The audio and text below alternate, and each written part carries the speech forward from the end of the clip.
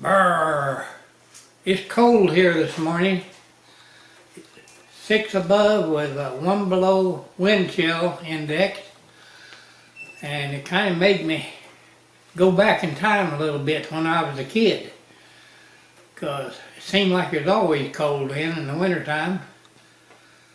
But we had no water in the house. We just had an outside cistern. So we just had a bucket of water in to use in our kitchen and wash in the washpan and threw out the door after we got the dirt off. And so on these cold nights then, you wake up and your water bucket was frozen up and the washpan was frozen if you had any water in it, and it wasn't any fun.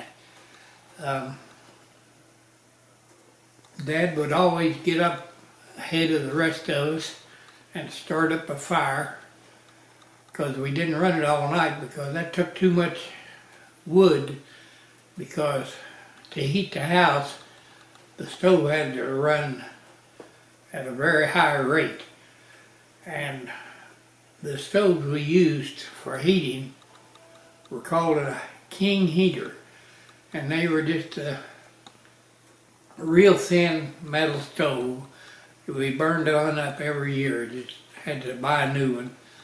But that, as I remember, that was only about $19 for a new stove each year.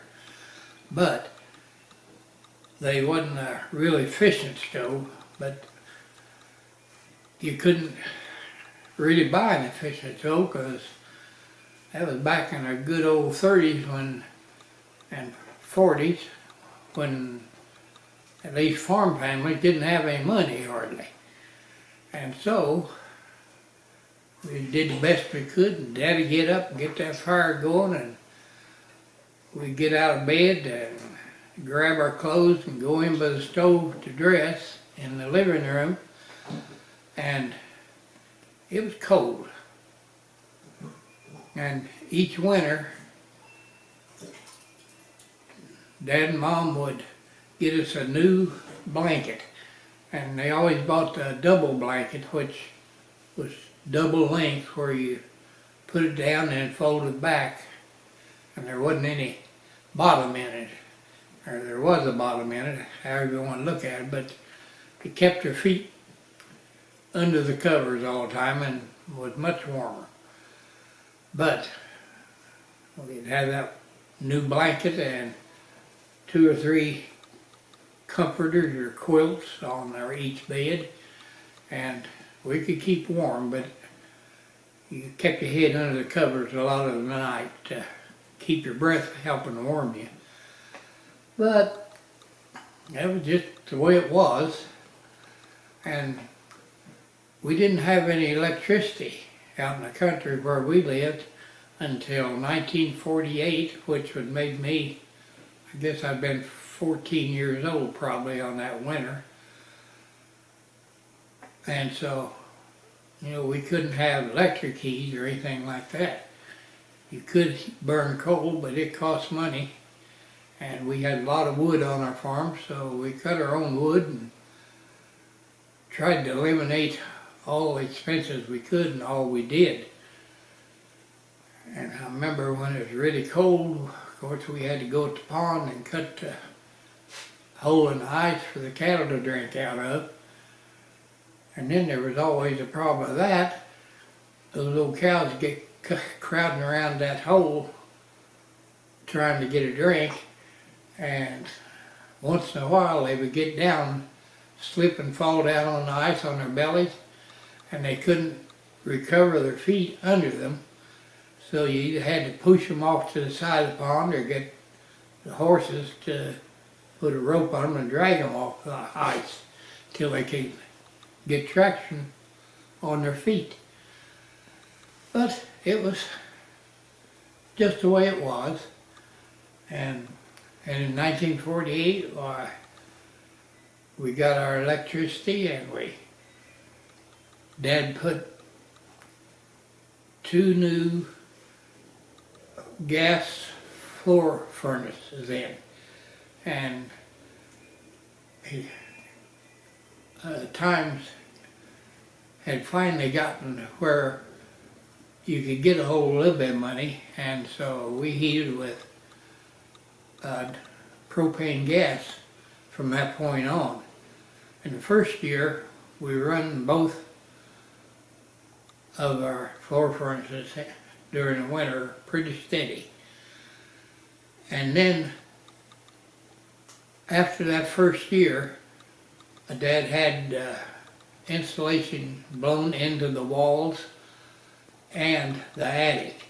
And we never did light the second furnace after that. It just really changed things to get insulation. But when we always had linoleums on our floors, we didn't have any carpets or anything like that. And you get a cold, windy night, and you could see those floor linoleums, you see them raised up and down as the wind would blow. So there's a lot of cold coming in your house. But finally we kind of got under there and run some concrete into between the rocks and helped that a lot too. But anyway, it was just the way it was, so you appreciated the changes in your life when things got better.